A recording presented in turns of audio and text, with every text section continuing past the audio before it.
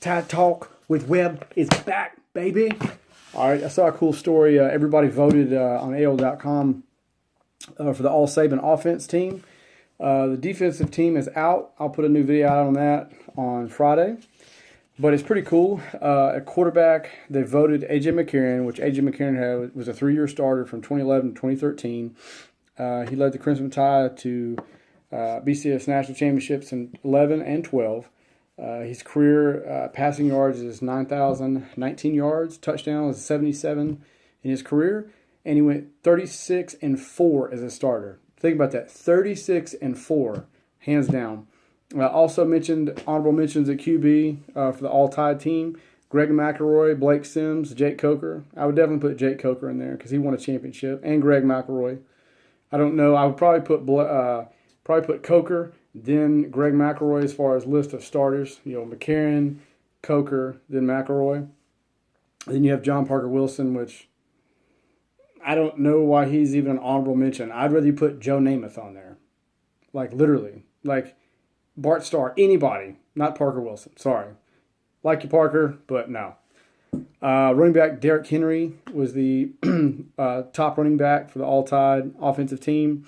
Career rushing yards, he holds the SEC single season rushing yards, 2,219, and is Alabama's all-time leader with 35.91 in yards and tied for first with 42 touchdowns. Also, you had Mark Ingram on that team. Obviously he was a Heisman winner as well as Derrick Henry. He rushed for 1,659 and 17 touchdowns and helped Alabama to its first national championship in the Saban era. And 3 seasons he ran for 32-61 in yards and 42 touchdowns. So pretty damn good talent there. Other guys to consider that I think are absolutely amazing. You had Eddie Lacy. The dude was a stud. You had Trent Richardson and T.J. Yeldon. If Eddie Lacy would have played 3 years and started, he'd have probably had identical numbers to the other two. You've also got at wide receiver, the number one guy was obviously Julio Jones, SEC Freshman of the Year in 2008, first team All-SEC pick in 2010. He ranks third in Alabama career receptions at 179, and in yards he had 26.53. But his impact goes deeper than that in stats because he was always double covered, so it always left somebody single covered. Also, a considerable mention as well. You had Calvin Ridley, Kevin Norwood, which that guy was money. He always money in big games. Like, he would disappear. It was like, where's Waldo? Like in the regular season, and then he would just pop out of nowhere, for the big games, which is always amazing. Of course, Adarius Stewart, we remember, dude was always money, always in the right place, always catching balls. For tight end, obviously Howard, O.J. Howard. So he helped Alabama to 3 SEC titles from 2014 to 2016, 2015 national championship, and was the most outstanding player of the title game. Don't even have to go into that because we all know how studly he was in that game. He had 114 receptions, which I wish he had more. The dude was a stud. I think if he stays healthy, I think he's going to be all-pro in the NFL. He had 1726 yardage. Also, consider mention was Brian Vogler, which he was good too. Left tackle, everybody voted Andre Smith. Like I said, he was under Mike Shula. He was an All-American under Saban as well. Won SEC Jacobs Blocking Trophy in 2008 and 2-time All-SEC pick 2007 and 2008. Also, considerable mention at left tackle. You had Cyrus Kwanjo, Cam Robinson, and James Carpenter. Carpenter was a beast. He was amazing. And Cam Robinson, he's stud. All-American, awesome. Left guard who got voted in was Chance Warmack. That's kind of a hands down there. The guy was a 3-star recruit in 2009. Nobody really knew about this guy. He turned into All-American. He was a 3-year starter for the Crimson Tide. All-American senior in 2012 and part of 3 national championship teams from 2009. He played on the 2009 team, the 11 team, and the 2012 team. That's pretty studly. I mean, there's not many guys in college football who can say that. I don't know if you guys remember, he was kind of famous for doing the Warmacking. He'd get up there and get his old belly out and have it hanging out and be all sweaty, nasty. He used to hit people. Can you imagine getting hit with that big old sweaty belly? Just like, just that thing just hitting you in the face like on a pile, like if you're in a pile up. That big nasty belly. But that big nasty belly is worth millions. So if you got a belly and you can play football, put your belly on it, son. Get on it, boy. Rock that belly.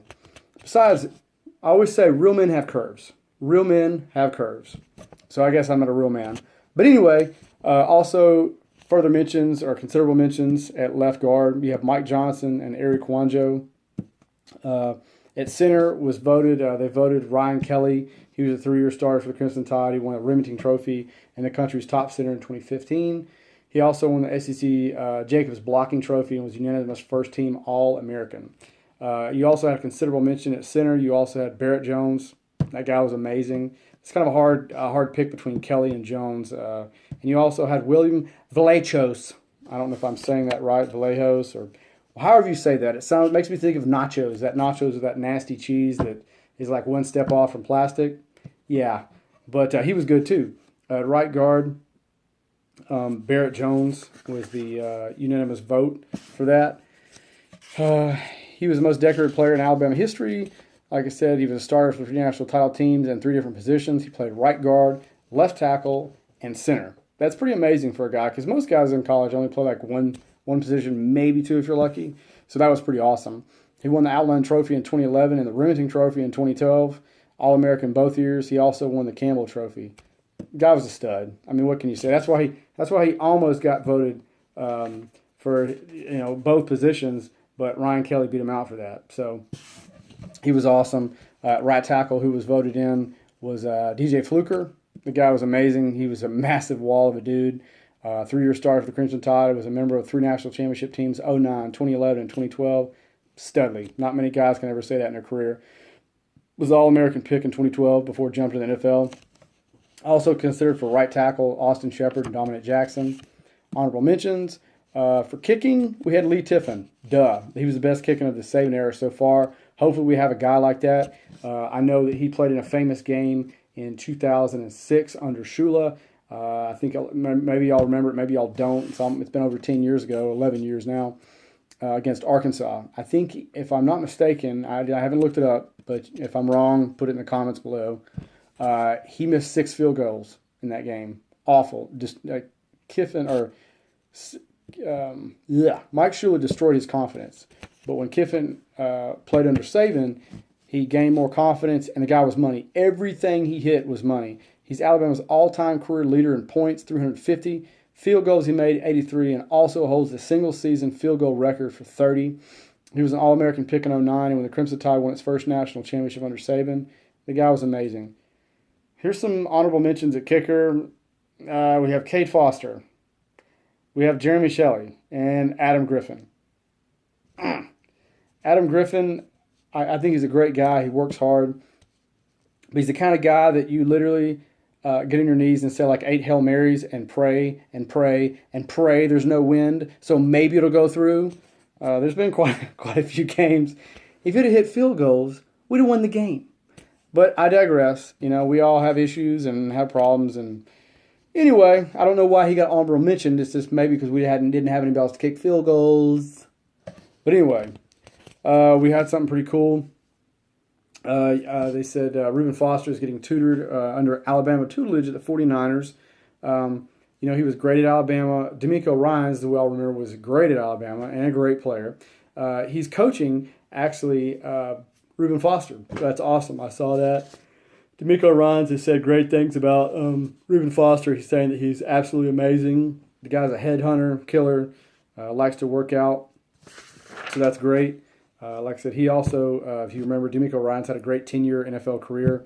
He was also Defensive Rookie of the Year, if you remember, in 2006, and went to 2 Pro Bowl invitations. Like I said, the guy was money, really good. He was good at the Tide, too. So that's pretty exciting. Some other rando stories. Some I even may go into deeper on my Friday night podcast. You'll be able to see it Saturday morning. It was funny. Tim Williams kept saying in a story, they were asking him about LSU, and he said, man, it seemed like the 2 to 3 years I played against LSU, they just did the same thing. They just run and run and run and run with Fournette. And he's like, if they passed, the game would have maybe been different or a little bit closer or not as much blowouts that we had. He said, but man, dude, he goes, we had 8, 9 guys in the box. We knew you were running. But, Tim Williams, like I said, he was stating the obvious. But let's just be really honest and state the other obvious point. They didn't have a quarterback. They didn't have anybody who could throw accurate over 10 yards. So, you got to run. One cool note that I found: did y'all know that Alabama has a coach currently, defensive line coach, that was the undercover cop? That was really cool. He was like Mr. Miami Vice. It was Carl Dunbar, the defensive line coach. From about 90 to, well, yeah, well, no, it was about 96. He was an undercover cop, and he kind of worked on and off, helping them get cases. Because, from 90 to 96, he was playing the NFL. He played for, like, the Steelers and a few other teams. But he was chasing the NFL dream, but he would be set up as a as an ex-NFL player that didn't make it and was trying to get into the cocaine game. And he did some funny stuff, like he'd wear wires and do different things. And he had actually hits on his life at different times. When he actually got married, he had like half of the police department he worked for at his wedding just for protection, because so many high-end dealers were trying to kill him. He one time went to a bust and he had marked bills. And one of the bills, when you flip the main one over to start looking at the money, it said, "You're effed." I thought that was pretty neat in the story, which also pretty cool. His wife actually asked him to quit that, and he started coaching. He did 2 years high school. He played at Nicholls State, OK State. He went to Chicago Bears, coached at LSU, went to the Vikings, Jets, Bills, and now he's at Bama. Put up great numbers, but it was kind of cool, man. He was kind of like Crockett and Tubbs of Miami Vice. He was like Tubbs, man. So it's kind of neat. I had no clue about that for him. Also, another guy named Billy Roll. He won high school championships with who are the schools? Sorry, Miami Northwestern, Miami Southridge, and Miami Killian. Now I was the coach at Miami Dade. He coached Amari Cooper and Julio Jones, and he talked about those guys being like super quiet. They didn't trash talk in the huddle. They didn't trash talk in practice. They didn't trash talk in games. They just went out there and did their thing. And he also coached Calvin Ridley and Jerry Jeudy, and he said those guys are carbon copies of the last two. He said they're going to be great. Obviously, we've seen that in Ridley already. But those guys don't talk. And you see them, they don't trash talk nobody. They just go out there and burn their competition, man. It's pretty cool. Also, another cool story. It does have to do with Bama, but it's more on the national level. The early signing period that Saban's been talking about, a lot of their coaches have been talking about, got approved. So the kid will be able to sign, instead of waiting all the way to February, like the first, I think it's Wednesday in February, they can sign from December 20th through December 22nd, it's a small window, but it's really cool. They can sign. High school juniors can start taking visits after April 1st of their junior year, which is really cool. So the jump on recruiting, that's always great. I'm going to have some more stories coming up on Saturday morning. Y'all be good. Tide Talk with Webb is out.